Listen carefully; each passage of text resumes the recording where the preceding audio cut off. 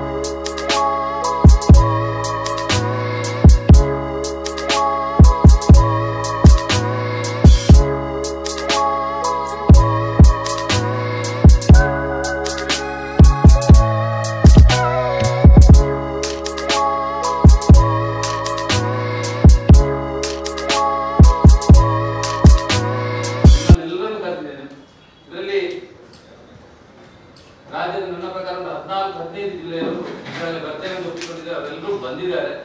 ಕೆಲವರು ಬರ್ತೇನೆ ಅಂತ ಹೇಳಿದವರು ಕೊನೆ ಹಂತದಲ್ಲಿ ಗುಣಮಟ್ಟದ ಶಿಕ್ಷಣ ನೀಡದೆ ಇದ್ರ ಬಗ್ಗೆ ನಾನು ಚರ್ಚೆ ಪ್ರಾರಂಭಿಸಿದೆ. ಸುಮಾರು ವಿಚಾರಗಳನ್ನ ಹೇಳಿದ್ರೆ ಇಡೀ ಸದನ ಅವತ್ತು ಈ ವಿಚಾರನ ಬಹಳ ಚೆನ್ನಾಗಿ ಆಲಿಸಿದ್ರು. ಬಟ್ ಬೇರೆ ಒಂದು ವಿಚಾರ ತಕ್ಷಣ ಎದ್ದಿದ್ದಕ್ಕೋಸ್ಕರ ಅವತ್ತು ತುಂಬಾ ಮುಂದೂಡಲಿಕ್ಕಾಗಲಿಲ್ಲ. ಸ್ಪೀಕರ್ ಅವರು ಹೇಳಿದ್ದಾರೆ, ನವೆಂಬರ್ ಅಥವಾ ಡಿಸೆಂಬರ್ ಅಲ್ಲಿ ಬೆಳಗಾವಿ ನಡೆಯುವ ಸೆಷನ್ ಅಲ್ಲಿ ನಾವು ಇದಕ್ಕೆ ಹೆಚ್ಚು ಅವಕಾಶ ಕೊಡ್ತೀವಿ ಅಂತ ಒಂದು ಮಾತನ್ನ ಹೇಳಿದ್ದಾರೆ. ನಾನು ಈ ಒಂದು ರೀತಿ ಸಂವಾದ ಮಾಡಬೇಕು ಅಂತ ಹೇಳಿದ ತಕ್ಷಣ ಪೂರಕವಾಗಿ ಸ್ಪಂದಿಸಿ ನಿಮ್ಮೆಲ್ಲ ಸೇರಿಸಿರುವ ಶ್ರೀ ಮೊಯ್ದೀನ್ ಗುಟ್ಟಿ ಅವರಿಗೆ ನಾನು ಧನ್ಯವಾದ ನಿನ್ನೆ ಬೆಳಗ್ಗೆ ನಾನು ಫೋನ್ ಮಾಡಿದೆ ಶ್ರೀ ಸೂರ್ಯಪ್ರಕಾಶ್ ಅವರಿಗೆ. ಸರಿ, ಈ ರೀತಿ SDMC ಕಡೆಯವರು ಮತ್ತೆ ಯಾರು ಶಿಕ್ಷಣ ಕ್ಷೇತ್ರ ಕೆಲಸ ಮಾಡ್ತಾ ಇದ್ದಾರೆ ಅವರೆಲ್ಲ ಬರ್ತಾ ಇರ್ತಾರೆ, ನಿಮ್ದೊಂದು ಸುಮಾರು 40 ಹೆಚ್ಚು ಕಡಿಮೆ 35 ವರ್ಷದ ಅನುಭವ ಇದೆ, ನೀವು ನನ್ನ ಜೊತೆ ಬಂದು ಸೇರ್ಕೊಂಡ್ರೆ ಒಳ್ಳೇದಾಗತ್ತೆ ಅಂತ ನಾನು ಸೂರ್ಯಪ್ರಕಾಶ್ ಅವರು ಇವಾಗ ನಾನು ಫಸ್ಟ್ ಟೈಮ್ ನೋಡ್ತಾ ಇರೋದು. ಅವ್ರು ಕೇಳಿದ ತಕ್ಷಣ ಬಹಳ ಹರ್ಷಿತರಾಗಿ ಇವತ್ತು ನಮ್ಮ ಜೊತೆ ಬಂದಿದ್ದಾರೆ. ಅವರು ಕೂಡ ನಾನು ಧನ್ಯವಾದ. ನನಗೆ ಸರ್ಕಾರಿ ಶಾಲೆಗಳ ಬಗ್ಗೆ ಯಾಕೆ ಆಸಕ್ತಿ ಅನ್ನೋದು ಪ್ರಶ್ನೆ. ಸಾಮಾನ್ಯವಾಗಿ ನಾನು ನೋಡಿದಂಗೆ ಬಹಳಷ್ಟು ಜನ ರಾಜಕೀಯ ಕ್ಷೇತ್ರದಲ್ಲಿರೋರು ಅವ್ರದೇ ಸ್ವಂತ ಸ್ಕೂಲ್ನ ಮಾಡಿದ್ದಾರೆ. ಅವ್ರದೇ ಖಾಸಗಿ ಶಾಲೆ, ಕಾಲೇಜ್ ಇದೆ, ಇಂಜಿನಿಯರಿಂಗ್ ಕಾಲೇಜು, ಮೆಡಿಕಲ್ ಕಾಲೇಜು. ಮತ್ತೆ ನಮ್ಮ ದೇಶದಲ್ಲಿ ಮಾತ್ರ ಪ್ರೈವೇಟ್ ಸ್ಕೂಲ್ಗಳನ್ನ ಪಬ್ಲಿಕ್ ಸ್ಕೂಲ್ ಅಂತ ಕರೆಯೋದು. ಬೇರೆ ದೇಶದಲ್ಲೆಲ್ಲ ಪಬ್ಲಿಕ್ ಸ್ಕೂಲ್ ಅಂತ ಗೌರ್ಮೆಂಟ್ ಸ್ಕೂಲ್, ನಮ್ಮಲ್ಲಿ ಪಬ್ಲಿಕ್ ಸ್ಕೂಲ್ ಅಂದ್ರೆ ಪ್ರೈವೇಟ್ ಸ್ಕೂಲ್. ಯಾಕೆ ನಂದೇನು ಶಾಲೆ ಇಲ್ಲ, ನಮ್ಮ ಸಂಬಂಧಿಕರು ಯಾವುದೋ ಶಾಲೆ ಇಲ್ಲ. ಆದ್ರೆ ನನ್ನ ಮೇಲೆ ಶಿಕ್ಷಣ ಇಲಾಖೆ ಋಣ ಇದೆ. ಯಾಕಂದ್ರೆ ನನ್ನ ತಾಯಿ ಸರ್ಕಾರಿ ಶಾಲಾ ಶಿಕ್ಷಕಿ. ಆ ಶಿಕ್ಷಕಿಯಾಗಿ ನನ್ನನ್ನ ಬೆಳೆಸಿದ ಕಾರಣದಿಂದ ಇವತ್ತು ಇಲ್ಲಿ ಕೂತ್ಕೊಂಡು ಮಾತಾಡೋದಕ್ಕೆ ನಮಗೊಂದು ಅವಕಾಶ ಸಿಕ್ಕಿದೆ. ಸೊ ನನಗೆ ಚಿಂತೆ ಇರೋದು ನನಗೆ ಮತ್ತೆ ಮೋಹಿನಿಯವರಿಗೆ ಒಂದಷ್ಟು ಭಿನ್ನಾಭಿಪ್ರಾಯ ಇರ್ಬೋದು ಒಂದು ವಿಚಾರದಲ್ಲಿ. ಉದಾಹರಣೆಗೆ ಈಗ 6-7 ವರ್ಷದ ಹಿಂದೆ ಇರಬೇಕು, ನಾನು ಕೋಲಾರದಲ್ಲಿ ಶ್ರೀನಿವಾಸಪುರ ತಾಲೂಕಿನಲ್ಲಿ ಒಂದು ಓಬೇನಹಳ್ಳಿ ಅಂತ ಎಲ್ಲರೂ ನೋಡಿದೆ. ನಾನು ಸೋಷಿಯಲ್ ಮೀಡಿಯಾದಲ್ಲಿ ನೋಡಿದೆ. ಆ ಓಬೇನಲ್ಲಿ ಶಾಲೆಯಲ್ಲಿ ಇರೋ classes first standard, second standard, third standard, fourth standard, first standard, ಅದು 1ರಿಂದ 5ನೇ ಕ್ಲಾಸ್ ವರೆಗೂ ಇರುವ ಶಾಲೆಯಲ್ಲಿ ಇರುವ ಮಕ್ಕಳ ಸಂಖ್ಯೆ 1, 2, 3, 4, 5 ಕ್ಲಾಸ್ ಸೇರಿಸಿ 1 ನಂಗೆ ಆಶ್ಚರ್ಯ ಆಗುತ್ತೆ. ಸೊ ತಕ್ಷಣ ಹೋದೆ. ನಮ್ಮ ಏರಿಯಾ ಎಲ್ಲ ಏನೂ ಇಲ್ಲ, ನಮ್ಮ ಕಾಲದಲ್ಲಿ ನನ್ನ ಸ್ನೇಹಿತರು ಕೂಡ ಕರ್ಕೊಂಡು ಹೋದೆ. ಆ ಶಾಲೆಯಲ್ಲಿ ಒಂದು ಮಗು ಕೂತಿತ್ತು, ಅವರ ಎದುರುಗಡೆ ಒಬ್ಬರು ಮೇಷ್ಟ್ರು ಕೂತಿದ್ರು. ನಾನು ಮೇಷ್ಟ್ರು ಸ್ವಲ್ಪ ಪಕ್ಕ ಕೂತ್ಕೊಂಡಿದ್ದು, ನಾನು ಕೂತ್ಕೊಂಡೆ ಮಗು ಪಕ್ಕ. ಏನಮ್ಮ ನಿನ್ನ ಹೆಸರು? ನಂದಿನಿ ಇತ್ತು.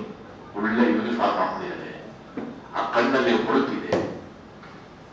ಆ ಹುಡುಗಿ ಹತ್ರ ಒಂದು ಪದ್ಯ ಹೇಳಿಸಿದೆ, ಇಂಗ್ಲಿಷ್ ಪಾಠ ಓದಿಸಿದೆ, ಲೆಕ್ಕ ಕೇಳಿದೆ. ಆಮೇಲೆ ಮಗು ಕೇಳಿದೆ, ನಿಮ್ಗೆ ದಿವಸ ಏನೇ ಕ್ಲಾಸಸ್ ಇರುತ್ತೆ ಅಂತ. ಆ ಮಗು ಹೇಳ್ತು, first period Kannada, second maths, third science, fourth ಏನೋ ಹೇಳ್ತು, 5th ಪೀರಿಯಡ್ ಸ್ಪೋರ್ಟ್ಸ್ ಅಂತ. ಸ್ಪೋರ್ಟ್ಸ್ ಏನ್ ಮಾಡ್ತೀಯ ಆ ಟೈಮಲ್ಲಿ? ನಾನು ಒಬ್ಬಳೇ ಆಟ ಕೊಡ್ತೀನಿ ಸರ್. ಐ ಫೀಲ್ ಸಾರಿ. ನನಗೆ ಬಹಳ ದುಃಖ ಆಯ್ತು. ಅವಳ ಬಾಲ್ಯನ ಕಸಿದ್ಕೊತಾ ಇದ್ದೀನಿ ನಾವು ಅಂತ. ಆಟ ಆಡೋದಕ್ಕೂ ಕೂಡ ಅವ್ರ ಜೊತೆ ಜನ ಮಕ್ಕಳು ಇಲ್ಲೇ ಇದೆ. ನಂದು ಅನುಭವದ ಪ್ರಕಾರ ಸೂರ್ಯಪ್ರಕಾಶ್ ಅವರು ಒಂದು ಸರಿಗಿಯಲ್ಲ ಹೇಳಬೇಕು, ತರಗತಿ ಒಳಗಡೆ ಕಲಿಯಕ್ಕಿಂತ ತರಗತಿ ಹೊರಗಡೆ ಕಲಿಯೋದು ಜಾಸ್ತಿ. ನಾವು ಮಕ್ಕಳ ಹತ್ರ ಆಟ ಆಡ್ಬೇಕು, ಮಕ್ಕಳ ಜೊತೆ ಗೆಳತಿಯರು ಜೊತೆ ಆಟ ಆಡ್ಬೇಕು, ಜಗಳ ಆಡ್ಬೇಕು, ಜಗಳ ಸರಿ ಹೋಗ್ಬೇಕು, ಮತ್ತೆ ಸ್ನೇಹ ಆಗ್ಬೇಕು, ಸ್ಕೂಲ್ಗೆ ಹೋಗುವಾಗ ಬರುವಾಗ ಮಾತಾಡ್ಕೊಂಡು ಬರ್ಬೇಕು, ಅನೇಕ ಶಕ್ತಿಗಳನ್ನ ನಾವು ಕಲಿತೀವಿ. ಆಮೇಲೆ ನನ್ಗೆ ಗೊತ್ತಾಯ್ತು, ಅದ್ಯಾರೋ ಮೇಷ್ಟ್ರು ಬಂದಿದ್ರಲ್ಲ, ಆ ಸ್ಕೂಲ್ ಅವರಲ್ಲ, ಆ ಸ್ಕೂಲ್ ಮೇಡಮ್ ಇರ್ಲಿಲ್ಲ ಅಂತ ಬೇರೆ ಸ್ಕೂಲಿಂದ ಬಂದು ಅವ್ರು ಕೂತಿದ್ದಾರೆ. ಇದಕ್ಕಿಂತ ಆಘಾತಕಾರಿ ವಿಚಾರ ಅಂದ್ರೆ, ಆ ಮಗುನು ಆ ಸ್ಕೂಲ್ ಅವಳಲ್ಲ. ಆ ಮಗು ಇಲ್ದೇನೆ ಸ್ಕೂಲ್ ಮುಚ್ಚಿಬಿಡ್ಬೇಕಾಗತ್ತಂತ ಬೇರೆ ಸ್ಕೂಲಿಂದ ಸಾಲ ತಂದಿರೋ ಮಗು. ಇದನ್ನ ನಾನು ಅಸೆಂಬ್ಲಿಯಲ್ಲಿ ಹೇಳಿದೆ. ಈ ರೀತಿ ಶಾಲೆಗಳ ಸಂಖ್ಯೆ ತುಂಬಾ ಇದೆ. ಟೀಚರ್ ಬೆಲ್ ಹೊಡಿತಾರೆ, ಮಗು ಬಂದು ನಿಂತ್ಕೊಡುತ್ತೆ, ಟೀಚರ್ ಪ್ರೇಯರ್ ಹೇಳ್ಕೊಡ್ತಾರೆ, ಮಗು ಹೇಳ್ಬೇಕು, ಆಮೇಲೆ ಪಾಠ ಅವರೇ ಬೆಲ್ ಹೊಡಿಬೇಕು, ಪೀರಿಯಡ್ ಮುಗಿಯುತ್ತೆ. ಇದೊಂಥರ ವಿಚಿತ್ರ ಸ್ಥಿತಿ ಇದೆ. ನನ್ನ ಅಂದಾಜು ಪ್ರಕಾರ ಸರ್ಕಾರಿ ಶಾಲೆಗಳು ಉಳಿದೇ ಇದ್ರೆ, ಸರ್ಕಾರಿ ಶಾಲೆಗಳು ಬಲಶಾಲಿ ಆಗದೆ ಇದ್ರೆ, ಸರ್ಕಾರಿ ಶಾಲೆಗಳು ಗುಣಮಟ್ಟದ ಶಿಕ್ಷಣ ಕೊಡ್ತಾರೆ ಅಂತ ವಿಶ್ವಾಸ ಬರದೇ ಇದ್ರೆ, ಒಂದು 30ರಿಂದ 40% ಕುಟುಂಬಗಳು ಗುಣಮಟ್ಟದ ಶಿಕ್ಷಣದಿಂದ ವಂಚಿತರಾಗ್ತವೆ.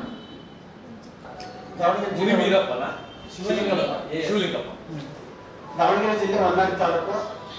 ನಾನು STMC ಅಧ್ಯಕ್ಷನಾಗಿ ನಮ್ಮ ಶಾಲೆ ಒಂದು ಏನೋ ನಾನು ಗುರುತಿಸ್ಬೇಕು ಅನ್ನೋ ಉದ್ದೇಶಪೂರ್ವಕವಾಗಿ ಅಲ್ಲಿ ನನ್ನ ಮಗಳ ಅಡ್ಮಿಷನ್ ಮಾಡಿದಾಗ 35 ಮಕ್ಕಳಿದ್ವು.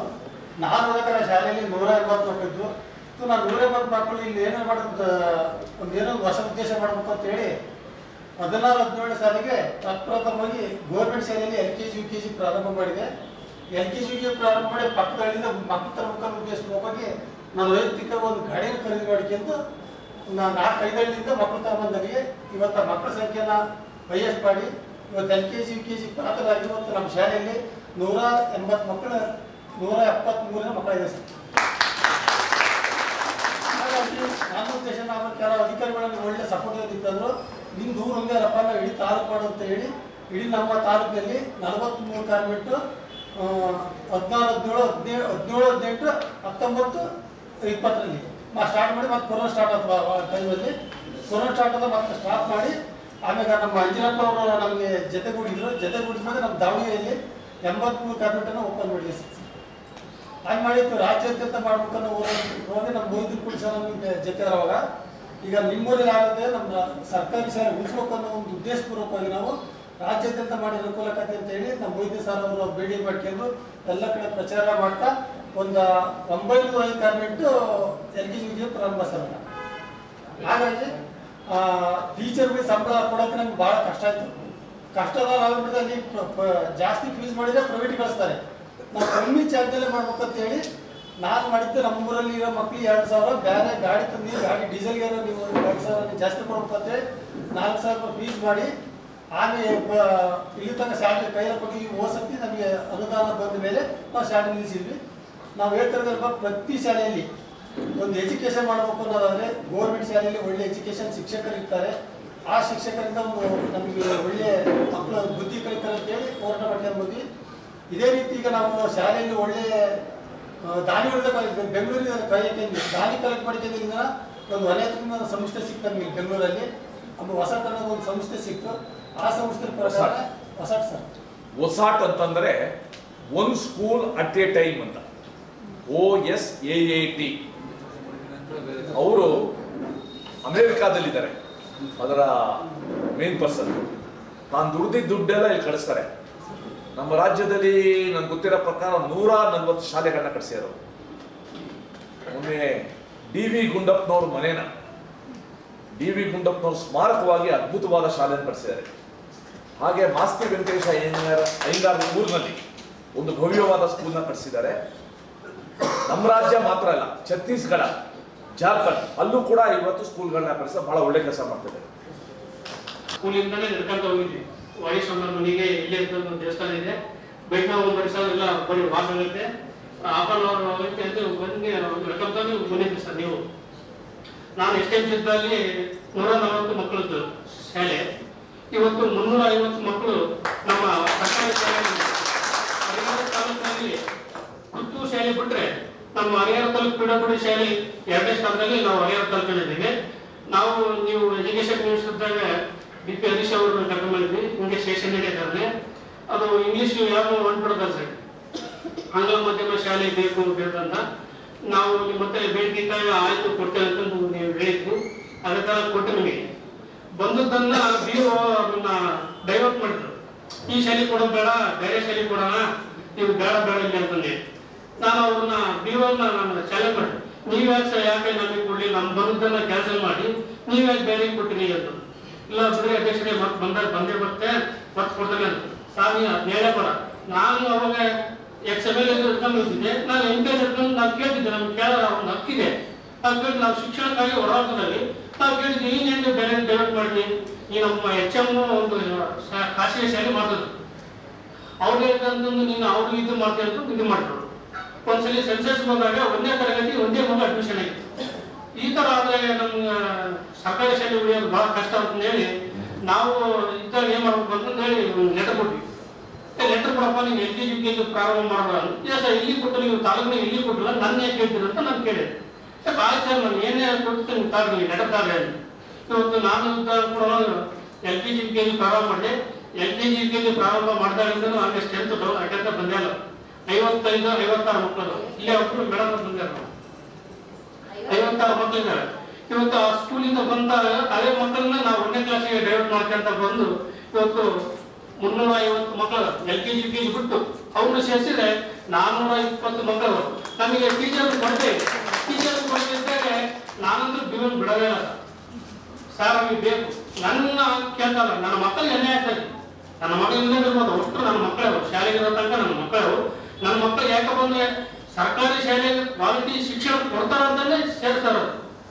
ಹಾಗಾಗಿ ಸುತ್ತಮುತ್ತ 4-5 ಹಳ್ಳಿ ಜನ ಅವರ ಸ್ವತಃ ಒಮ್ಮಿನಿ ಆಟೋದಾಗ ಸತಿವು ಕಳ್ಸಾರ. ಅಲ್ಲಿ ನಮ್ಮ ಸರ್ಕಾರಿ ಶಾಲೆ ಆರಂಭ ಮಾಡ್ರಿ, ನೀವು ಅಲ್ಲೇ ಸೇರಿಸಿ ಅಂದ್ರೆ ಇಲ್ಲ ಸರ್, ಇಲ್ಲಿ ಕ್ವಾಲಿಟಿ ಇದೆ, ಬಹಳ ಕೇಳ್ಕೊಟ್ಟಿದ್ರೆ ನಿಮ್ಮ ಶಾಲೆ ಬಗ್ಗೆ ಅಂತ ಹೇಳಿ ನಮ್ಗೆ ಖಾಸಗಿ ಶಾಲೆಗೆ ಹೆಂಗಿರ್ತಾರಲ್ಲ ಅಡ್ಮಿಷನ್ ಮಾಡ್ಸಕ ಆ ತರ ಬೈಕು ಕಾರುಗಳು ನಮ್ಮ ಶಾಲೆಗಳು ನಿಲ್ತಾರೆ.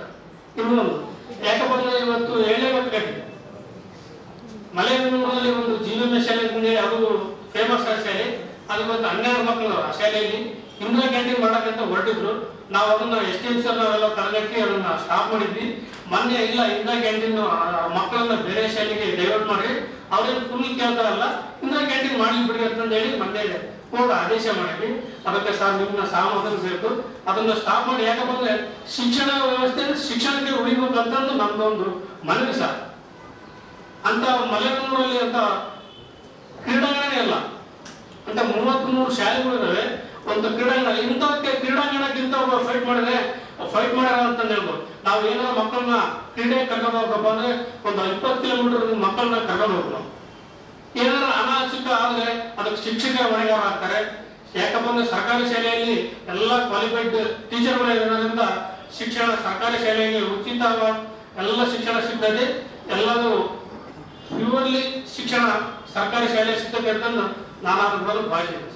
ಓದಿರೋಂಥ ಶಾಲೆ ನಮ್ದು ಸುಮಾರು 1.5 ಶತಮಾನ ಹಳೆಯ ಶಾಲೆ ಸರ್. ಆ ಶಾಲೆಯ ಸ್ಥಿತಿ ಹೇಗಿತ್ತು 3 ವರ್ಷದ ಹಿಂದೆ ಅಂದ್ರೆ ಶಾಲೆ ಬೋರ್ಡ್ ಕೂಡ ಇರ್ಲಿಲ್ಲ, ಗೇಟ್ ಕೂಡ ಇರ್ಲಿಲ್ಲ. ಶಾಲೆ ಒಳಗಡೆ ಶಿಕ್ಷಕರು ಮಲಗ್ತಾ ಇದ್ರು, ಅವ್ರನ್ನ ಕೇಳೋರು ಕೂಡ ಯಾರು ಇರ್ಲಿಲ್ಲ. ಅಂತ ಒಂದು ಪರಿಸ್ಥಿತಿ ಇತ್ತು. ನಾವು ಅವಾಗ STMC ಕೂಡ ಸತ್ತೋಗಿರುವಂತ STMC ಆಗಿದೆ. ಅವಾಗ ನಾವು ಪ್ರವೇಶ ಮಾಡಿದ್ವಿ. ನಮ್ಮ ಮಕ್ಕಳನ್ನ ಬೇಕು ಅಂತಾನೆ ಅಲ್ಲಿಗೆ ಜಾಯಿನ್ ಮಾಡಿದ್ವಿ. ಮತ್ತೆ ನನ್ನದು 4 ತಲೆಮಾರು ಅದೇ ಶಾಲೆನಲ್ಲಿ ಓದಿದ್ವಿ ಸರ್. ಆ ಅಭಿಮಾನ ನಾವು STMC ರಚನೆ ಮಾಡ್ಕೊಡಿ, ಯಾಕೆ STMC ಈ ರೀತಿ ಅಮಾನತಲ್ಲಿ ಇಟ್ಟಿದ್ದೀರಾ ನೀವು ಅಂತ ಹೇಳಿ ಪ್ರಶ್ನೆ ಮಾಡಿದ್ವಿ. ನಮ್ಮ ಪ್ರಶ್ನೆಗೆ ಒತ್ತಡಕ್ಕೆ ಮಣಿದವರು STMC ರಚನೆ ಮಾಡಿದ್ರು. ಎಲ್ಲಿ ನಾನು ಅಧ್ಯಕ್ಷ ಆಗ್ಬಿಟ್ರೆ ಮತ್ತೆ ಅವ್ರನ್ನ ಪುನಃ ಪ್ರಶ್ನೆ ಮಾಡ್ತೀನಿ ಹೆಚ್ಚಿಂದು ಅಂತ ಹೇಳಿ LKG UKG ವಿಭಾಗಕ್ಕೆ ಸೀಮಿತನಾಗಿ ಅಧ್ಯಕ್ಷನನ್ನಾಗಿ ಮಾಡಿದ್ರು. ಆ ಸಂದರ್ಭದಲ್ಲಿ ಇವರನ್ನ ಮತ್ತೆ ಹೇಗೆ ರಿಪೇರಿ ಮಾಡೋದು ಅಂತ ಹೇಳಿ ಆಲೋಚನೆ ಮಾಡಿ ನಮ್ಮ ಅರ್ಪಿತಾ ಮೇಡಮ್ ಅಂತಿದ್ದಾರೆ, ಅವರನ್ನು ನಾವು ರಿಕ್ವೆಸ್ಟ್ ಮಾಡಿಕೊಂಡು ನೀವು ಉಳಿದಂತ ವಿಭಾಗಕ್ಕೆ ಅಧ್ಯಕ್ಷರಾಗಿ ಆಯ್ಕೆ ಆಗ್ಬೇಕು ಅಂತ ಹೇಳಿ ಅವರಿಗೆ ಒತ್ತಡ ಹಾಕಿ ನಾವು ಅಧ್ಯಕ್ಷರನ್ನ ಮಾಡಿದ್ವಿ. ಅದಾದ ನಂತರದಲ್ಲಿ ಸರ್ ಶಾಲೆಯಲ್ಲಿ ಸಾಕಷ್ಟು ಬದಲಾವಣೆಗಳಾಯಿತು. ನಾವು ಶಾಲೆಯಲ್ಲಿ ಬೋರ್ಡ್ ಅನ್ನು ಅಳವಡಿಸೋದ್ರಿಂದ ಹಿಡಿದು ಕುಡಿಯೋ ನೀರಿನ ವ್ಯವಸ್ಥೆಯನ್ನ ಮಾಡಿದ್ವಿ. ಮತ್ತೆ ಶಾಲೆಗೆ ಗ್ರೀನ್ ಬೋರ್ಡ್ ಗಳನ್ನ ದಾನಿಗಳಿಂದ ಡೊನೇಟ್ ಮಾಡಿಸಿದ್ವಿ. ಮತ್ತೆ ಶಾಲೆಯಲ್ಲಿ ಮಕ್ಕಳ ದಿನಾಚರಣೆಗಳನ್ನ ಆಚರಣೆ ಮಾಡಿ ಪ್ರತಿಯೊಂದು ಮಗುವಿಗೆ ಗಿಫ್ಟ್ ಸಿಗುವಂತ ವ್ಯವಸ್ಥೆಯನ್ನ ಮಾಡಿದ್ವಿ. ಎಲ್ಲಾ ಮಗುನು ಸಮಾನತೆ, ಗೇಮ್ ಇಟ್ಟು ಯಾವುದೋ ಒಂದು ಮಗು ಕೊಟ್ರೆ ಇನ್ನು ಉಳಿದಂತ ಮಕ್ಕಳಿಗೆ ನನಗೆ ಪ್ರೈಸ್ ಸಿಗ್ಲಿಲ್ಲ ಅನ್ನುವಂತ ಒಂದು ಭಾವನೆ ಬರುತ್ತೆ ಅಂತ ಹೇಳಿ ಪ್ರತಿಯೊಂದು ಮಗುಗೂ ಗಿಫ್ಟ್ ಸಿಗುವಂತ ವ್ಯವಸ್ಥೆಯನ್ನ ಮಾಡಿದ್ವಿ. ಈಗ ಇನ್ನು ಸಾಕಷ್ಟು ಅಭಿವೃದ್ಧಿ ಕಾರ್ಯಗಳನ್ನು ಮಾಡಿದ್ವಿ. ಹೇಳ್ತಾ ಹೋದ್ರೆ ಸರ್ 2-3 ನಿಮಿಷ ಅಂತ ಹೇಳಿದ್ರೆ ಹಾಗಾಗಿ ನಾವು ಅಭಿವೃದ್ಧಿ ಕಾರ್ಯಗಳನ್ನ ಅಷ್ಟು ಹೇಳ್ತೀವಿ. ನಿಮ್ಮ ಅಭಿವೃದ್ಧಿ ಕಾರ್ಯಗಳ ಬಗ್ಗೆ ಆ ರಿಸಲ್ಟ್ ಹೇಗೆ ಕೊಡೋಕೆ ಸಾಧ್ಯ ಆಗುತ್ತೆ ಸರ್? ಈ ಗೆಸ್ಟ್ ಟೀಚರ್ ವಿಷಯದಲ್ಲಿ ನಮ್ದೊಂದು ಮಾತು, ಗೆಸ್ಟ್ ಟೀಚರ್ ತಗೋಬೇಕಾದ್ರೆ ಹೇಗೆ ನೇಮಕಾತಿ ನಡೀತಾ ಇದೆ ಅಂದ್ರೆ ಶಾಸಕರ ಪತ್ರ ಬಂದ್ರೆ ಗೆಸ್ಟ್ ಟೀಚರ್ ಅಪಾಯಿಂಟ್ ಆಗ್ತಾ ಇದೆ. ಅದು ಒಂದು ರಿಸಲ್ಟ್ ಕುಂಠಿತ ಆಗೋಕ್ಕೆ ಕಾರಣ ಆಗ್ತಾ ಇದೆ. SLC ರಿಸಲ್ಟ್ ಈ ವರ್ಷ ನಮ್ಮ KPS ಅಲ್ಲಿ ಬಹಳ ಕಡಿಮೆ ಬಂದಿದೆ. ಇಡೀ ಸುತ್ತಲಿನ ಪ್ರದೇಶದಲ್ಲೇ ಯಾರು ಇಲ್ಲ. ಹೌದು ಸರ್. ಈಗ ರಾಜ್ಯದ ಸರ್ಕಾರಿ ಶಾಲೆಗಳ ಮಹತ್ವ ಮತ್ತೆ ಅದನ್ನು ಉಳಿಸೋದು ಬೆಳೆಸೋದರಲ್ಲಿರುವ ಅಗತ್ಯತೆ ಈ ಕುರಿತು ನಾನು ವಿಷಯನ ಪ್ರಸ್ತಾಪಿಸಿದ್ದೆ. ಬೇರೆ ಬೇರೆ ಕಾರಣಗಳಿಂದ ಆ ಚರ್ಚೆ ಮುಂದುವರಿಯಲಿಕ್ಕಾಗಲಿಲ್ಲ. ಬರುವ ಬೆಳಗಾವಿ ಅಧಿವೇಶನದಲ್ಲಿ ಅದಕ್ಕೆ ಅವಕಾಶ ಕೊಡ್ತೀವಿ ಅಂತಲೂ ಕೂಡ ಸಭಾಧ್ಯಕ್ಷರು ಹೇಳಿದ್ದಾರೆ. ಆದರೆ ನಾನು ಈ ನಿಟ್ಟಿನಲ್ಲಿ ಸರ್ಕಾರಿ ಶಾಲೆಗಳ ಭವಿಷ್ಯ ಮತ್ತು ಅದರ ಮೇಲೆ ನಿಂತಿರುವ ರಾಜ್ಯದ ಮಧ್ಯಮ, ಕೆಳಮಧ್ಯಮ ಮತ್ತು ಬಡ ಕುಟುಂಬದ ಮಕ್ಕಳ ಒಂದು ಭವಿಷ್ಯದ ದೃಷ್ಟಿಯಿಂದ ನಾವು ಹೇಗಾದರೂ ಮಾಡಿ ಸರ್ಕಾರಿ ಶಾಲೆಗಳ ಸಬಲೀಕರಣ ಮಾಡಬೇಕು, ಸರ್ಕಾರಿ ಶಾಲೆಗಳಲ್ಲಿ ಗುಣಮಟ್ಟದ ಶಿಕ್ಷಣ ಸಿಗುತ್ತೆ ಅಂತ ವಿಶ್ವಾಸಾರ್ಹತೆ ಹೆಚ್ಚಿಸಬೇಕು ಅಂತ ಒಂದು ಪ್ರಯತ್ನವನ್ನು ನಾವೆಲ್ಲರೂ ಕೂಡ ಸೇರ್ಕೊಂಡು ಮಾಡ್ತಾ ಇದ್ದೀವಿ. ಇವತ್ತು ಆ ನಿಟ್ಟಿನಲ್ಲಿ ರಾಜ್ಯದ ವಿವಿಧ ಜಿಲ್ಲೆಗಳ ಶಾಲಾಭಿವೃದ್ಧಿ ಸಮಿತಿ ಮುಖ್ಯಸ್ಥರು, SDMC ಅಂತ ಹೇಳ್ತೀವಿ, school development and management committee ಅಂತ ಏನು ಹೇಳ್ತೀವಿ, ಶಾಲಾಭಿವೃದ್ಧಿ ಸಮಿತಿ, 15 ಜಿಲ್ಲೆಗಳ ಶಾಲಾಭಿವೃದ್ಧಿ ಸಮಿತಿಯ ಮುಖ್ಯಸ್ಥರು ಇವತ್ತು ಬಂದಿದ್ದರು. ಸುಮಾರು 80 ಯಾರ್ಯಾರಿಗೆ ಈ ಸರ್ಕಾರಿ ಶಾಲೆಗಳ ಉಳಿವಿನ ಬಗ್ಗೆ, ಅದನ್ನು ಬೆಳೆಸೋದ್ರ ಬಗ್ಗೆ ಆಸ್ತಿ ಇದೆ, ಆಸಕ್ತಿ ಇದೆ ಮತ್ತು ಹಂಬಲ ಇದೆ, ಅವರೆಲ್ಲರೂ ಕೂಡ ಇವತ್ತು ಸೇರಿಕೊಂಡು ಸುಮಾರು ಅರ್ಧ ದಿವಸದ ಸಂವಾದ ನಾವು ಮಾಡಿದ್ದೀವಿ. ಎಲ್ಲರ ಅಭಿಪ್ರಾಯ ತಗೊಂಡ್ಮೇಲೆ ನಾವು ಒಂದಷ್ಟು ನಿರ್ಧಾರ ತಗೊಂಡಿದ್ದೀವಿ. ಈ ಸಂವಾದ ಕಾರ್ಯ ಇವತ್ತೇನು ಸಣ್ಣದಾಗಿ ಪ್ರಾರಂಭ ಆಗಿದೆ, ಅದು ಜಿಲ್ಲಾ ಮಟ್ಟಕ್ಕೆ ಹೋಗಬೇಕು. ವಿವಿಧ ಜಿಲ್ಲೆಗಳಲ್ಲಿ SDMC ಮುಖ್ಯಸ್ಥರ ಜೊತೆ ಸಂವಾದ ಮಾಡಬೇಕು ಅಂತ ಒಂದು ಕಾರ್ಯಕ್ರಮನ ಯೋಚಿಸ್ತಾ ಇದ್ದೀವಿ. ಮತ್ತು ಜಿಲ್ಲೆಗಳಲ್ಲಿ ಶಾಲಾಭಿವೃದ್ಧಿ ಸಮಿತಿಗಳು ಮಾಡಿರೋ ಉತ್ತಮ ಕಾರ್ಯಗಳ ಬಗ್ಗೆ ಮಾಹಿತಿ ಸಂಗ್ರಹಿಸಿ ಒಂದು ಪುಸ್ತಕ ತರಬೇಕು. ಒಂದು ಸ್ಫೂರ್ತಿದಾಯಕ ಅವರ ಒಂದು ಸಾರ್ಥಕ ಕಾರ್ಯಗಳ ಬಗ್ಗೆ ಒಂದು ಪುಸ್ತಕ ತರಬೇಕು. ಮತ್ತು SDMC ಕಾರ್ಯಗಳ ಬಗ್ಗೆ ಪ್ರತಿ ತಿಂಗಳು ಏನು ನಡೀತಾ ಇದೆ ಚಟುವಟಿಕೆ ಅದರ ಬಗ್ಗೆ ಪರಿಚಯ ಮಾಡೋಕ್ಕೋಸ್ಕರ SDMC ಇದೆ ಸಾಧನೆಯ ಒಂದು ಪತ್ರಿಕೆಗಳನ್ನ ತರಬೇಕು ಅಂತ. ಜೊತೆಗೆ ಪ್ರತಿ ಸರ್ಕಾರಿ ಶಾಲೆಯಲ್ಲಿ ಪ್ರತಿ ತರಗತಿಗೆ ಒಬ್ಬರು ಶಿಕ್ಷಕರು ಮತ್ತು ವಿಷಯವಾರು ಶಿಕ್ಷಕರು ಇದರ ವ್ಯವಸ್ಥೆ ಮಾಡಲಿಕ್ಕೆ ನಾವು ಕ್ರಮ ತಗೊಳ್ಬೇಕು. ಜೊತೆಗೆ ಶಾಲೆಗಳು ಪ್ರಾರಂಭ ಆಗಿಂತ ಮುಂಚೆ ಪಠ್ಯಪುಸ್ತಕಗಳು ತಲುಪಬೇಕು. ಅದಕ್ಕೆ ಈಗಿಂದನೇ ಕಾರ್ಯಕ್ರಮ ಹಾಕ್ಕೊಳ್ಬೇಕು. ಶೈಕ್ಷಣಿಕ ವರ್ಷ ಶುರು ಆಗಿ ವರ್ಷದ ಮಧ್ಯ ಅವಧಿ ತಲುಪುವ ಹೊತ್ತಿಗೆ ಯಾರನ್ನು ಕೂಡ ವರ್ಗಾವಣೆ ಮಾಡಬಾರ್ದು. ಇದರಿಂದ ಮಕ್ಕಳ ಮೇಲೆ ಬಹಳ ಕೆಟ್ಟ ಪರಿಣಾಮ ಬೀಳ್ತಾ ಇದೆ. ಇದನ್ನ ನಾವು ದೊಡ್ಡ ಮಟ್ಟದಲ್ಲಿ ತಗೊಳ್ಬೇಕು. ಜೊತೆಗೆ SDMC ಸದಸ್ಯರಿಗೆ ಜಿಲ್ಲಾ ಮಟ್ಟದಲ್ಲಿ ಅವರ ಕರ್ತವ್ಯ, ಅವರ ಹಕ್ಕು, ಅವರ ವ್ಯಾಪ್ತಿ ಇದರ ಬಗ್ಗೆ ಪರಿಚಯ ಮಾಡಿಕೊಳ್ಳೋದಕ್ಕೆ ಕಾರ್ಯಾಗಾರಗಳನ್ನ ಮಾಡಿಸ್ಬೇಕು. ಜೊತೆಗೆ ರಾಜ್ಯದ ಅನೇಕ ಕಡೆ SDMCಯ ಒಂದು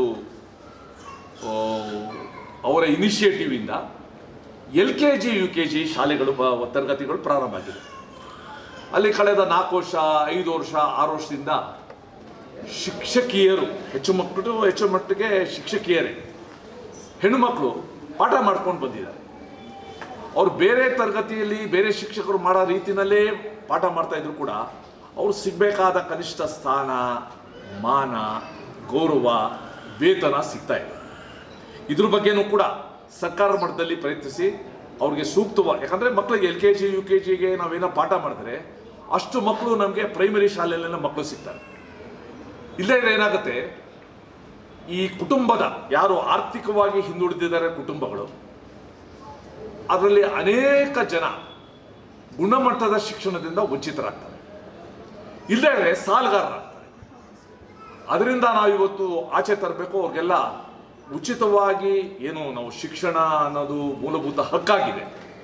ಗುಣಮಟ್ಟದ ಶಿಕ್ಷಣ ಎಲ್ಲರಿಗೂ ಸಿಗಬೇಕು ಅನ್ನೋದು ಕೂಡ ಒಂದು ವ್ಯಾಪಕ ಆಂದೋಲನ ಮಾಡಬೇಕು. ಈ ನಿಟ್ಟಿನಲ್ಲಿ ಒಂದಷ್ಟು ಕ್ರಮಗಳನ್ನ ನಾವು ಆಯೋಜಿಸಿದ್ದೀವಿ. ಇದೊಂದು ಮೊದಲನೇ ಪ್ರಾಮಾಣಿಕವಾಗಿ ಮಾಡ್ತಾ ಇರೋ ಒಂದು ಮೊದಲನೇ ಪ್ರಯತ್ನ. ಇವತ್ತು 15 ಜಿಲ್ಲೆಗಳಿಂದ ಬಂದಿರೋ ಸಂಖ್ಯೆ ಮತ್ತು ಅವರೆಲ್ಲರೂ ಕೂಡ ತೋರಿಸಿರುವ ಉತ್ಸಾಹ ಮತ್ತು ಅವರೆಲ್ಲರಲ್ಲಿ ನಾನು ಕಂಡಿರೋ ಕಳಕಳಿ ಸರ್ಕಾರಿ ಶಾಲೆಗಳನ್ನ ಉಳಿಸ್ಬೇಕು ಅಂತ, ಅದು ಇನ್ನಷ್ಟು ಇದನ್ನು ಈ ದಿಕ್ಕಿನಲ್ಲಿ ನಾವು ಮುಂದೆ ಹೋಗೋದಕ್ಕೆ ಸ್ಫೂರ್ತಿ ಕೊಟ್ಟಿದೆ. ಆ ನಿಟ್ಟಿನಲ್ಲಿ ನಾನು ರಾಜ್ಯದ ಎಲ್ಲ ಶಾಸಕರಿಗೆ, ವಿಧಾನಸಭೆ ಮತ್ತು ವಿಧಾನ ಪರಿಷತ್ ಸದಸ್ಯರಿಗೆ ನಾನು ಪತ್ರ ಬರೀತಾ ಇದ್ದೀನಿ. ನಾವೆಲ್ಲರೂ ಕೂಡ ನಮ್ಮ ಕ್ಷೇತ್ರದ ಸರ್ಕಾರಿ ಶಾಲೆಗಳನ್ನ ನಾವು ಉಳಿಸೋದಕ್ಕೆ, ಬೆಳೆಸೋದಕ್ಕೆ ಶಾಲೆಗಳಿಗೆ ಭೇಟಿ ಕೊಟ್ಟು ಆ ಮಕ್ಕಳ ಜೊತೆ ಮಾತಾಡಿ, ಮಕ್ಕಳಿಗೆ ಬೆಂತಟ್ಟಿ, ಶಿಕ್ಷಕರ ಜೊತೆ ಮಾತಾಡಿ, SDMC ಸದಸ್ಯರ ಜೊತೆ ಮಾತಾಡಿ ನಮ್ದೆಲ್ಲರದು ಕೂಡ ಆದ್ಯ ಕರ್ತವ್ಯ ಇದೆ ಅಂತ ಮನವಿ ನಾನು ಮಾಡ್ಕೊಳ್ತಾ ಇದ್ದೀನಿ. ಅದೇ ಥರ ರಾಜ್ಯದ ಲೋಕಸಭಾ ಸದಸ್ಯರಿಗೆ ಮತ್ತು ಮುಂದೆ ಬರ್ಬೋದಾದ ಜಿಲ್ಲಾ ಪಂಚಾಯಿತಿ ನಂತರ ಅದರ ಅಧ್ಯಕ್ಷರಿಗೆಲ್ಲರಿಗೂ ಕೂಡ ನಾನು ಈ ಪ್ರಯತ್ನ ಮಾಡ್ತಾ ಇದ್ದೀನಿ. ಈ ಕಾರ್ಯ ಬಹಳ ಅಗತ್ಯವಾಗಿ ಆಗಲೇಬೇಕಾದ ಕಾರ್ಯ. ಇದು ನಮ್ಮ ಮುಂದೆ ಇರೋ ಒಂದು ಜವಾಬ್ದಾರಿ. ಆ ನಿಟ್ಟಿನಲ್ಲಿ ನಾವು ಕಾರ್ಯೋನ್ಮುಖರಾಗ್ತೀವಿ ಅಂತ ಈ ಸಂದರ್ಭದಲ್ಲಿ ಹೇಳ್ತೀವಿ. ಮಾಯ ಆಗ್ತಿದೆ ಬಸ್. ಈ ನಿಟ್ಟಿನಲ್ಲಿ ಕನ್ನಡ ಶಾಲೆನೇ ಮಾಯ ಆಗ್ತಿದೆ. ಆದರೆ ಶಿಕ್ಷಣ ಸಚಿವರು ಈ ಅಂಕಿಅಂಶ ಕೊಡ್ತಿರೋದೇ ಬೇರೆ. ನೀವಿದ್ದಾಗ ಸಾಕಷ್ಟು ಅಭಿವೃದ್ಧಿ ಮಾಡಿದ್ರಿ. ಇದರಲ್ಲಿ 2 ಅಂಶ ಇದೆ. ಒಂದು ಭಾವನಾತ್ಮಕ ಅಂಶ, ಇನ್ನೊಂದು ವಾಸ್ತವಿಕ ಪರಿಸ್ಥಿತಿ. ಭಾವನಾತ್ಮಕ ಅಂಶ ಏನು? ನಮ್ಮ ಭಾಷೆ ಉಳಿಬೇಕು, ಮತ್ತೆ ನಮ್ಮ ಮಕ್ಕಳು ಮಾತೃಭಾಷೆಯಲ್ಲೇ ಕಲ್ತರೆ ಚೆನ್ನಾಗಿ ಕಲಿತಾರೆ. ಇದು ಅನೇಕ ಅಧ್ಯಯನಗಳು ತೋರಿಸ್ಬಿಟ್ಟಿವೆ. ಇದ್ರ ಜೊತೆಗೆ ವಾಸ್ತವಿಕ ಅಂಶ ಏನು? ಎಲ್ಲರೂ ತೀರಾ ಬಡ ಕುಟುಂಬಗಳ ದಿನಗೂಲಿ ಕೆಲಸ ಮಾಡ್ತಾ ಇರೋ ಕಾರ್ಮಿಕರು ಮನೆಯವರು ಕೂಡ ನಮ್ಮ ಮಕ್ಕಳು ಇಂಗ್ಲೀಷಲ್ಲಿ ಕಲಿಬೇಕು, ಇಂಗ್ಲೀಷಲ್ಲಿ ಕಲಿಯದೇ ಇದ್ದರೆ ಹಿಂದುಳಿದು ಬಿಡ್ತಾರೆ ಅಂತ ಕೀಳಿರಿಮೆ ಬಂದ್ಬಿಡುತ್ತೆ ಅಂತ ಒಂದು ಪರಿಸ್ಥಿತಿ ಇದೆ. ಇದನ್ನು ನಾವು ಹೋಗಲಾಡಿಸ್ಬೇಕು ಅಂತಂದರೆ ಸರ್ಕಾರಿ ಶಾಲೆಗಳಲ್ಲೂ ಕೂಡ ಇಂಗ್ಲೀಷು ಕಲಿಸುವ ಒಂದು ವ್ಯವಸ್ಥೆ ಬರಬೇಕು. ಸ್ಪೋಕನ್ ಇಂಗ್ಲೀಷ್ ಅಂತ ಏನು ಹೇಳ್ತೀವಿ, ನಾವು ಕೂಡ ಯಾವುದೇ ಖಾಸಗಿ ಶಾಲಾ ಮಕ್ಕಳಿಗೆ ಕಡಿಮೆ ಇಲ್ಲ ಅನ್ನೋ ಒಂದು ಮನಸ್ಥಿತಿ ಸ್ಪೋಕನ್ ಇಂಗ್ಲೀಷ್. ಆದರೆ ಎಲ್ಲ ಎಲ್ಲ ವಿಷಯಗಳನ್ನು ಕೂಡ ಕನ್ನಡದಲ್ಲಿ ಕಲಿಸುವ ಒಂದು, ನಾವು ಈಗಾಗಲೇ ಬೈಲಿಂಗ್ಯುಯಲ್ ಅಥವಾ ದ್ವಿಭಾಷಾ ಟೆಕ್ಸ್ಟ್ ಬುಕ್ಸೇ ತಂದಿದ್ದೀವಿ.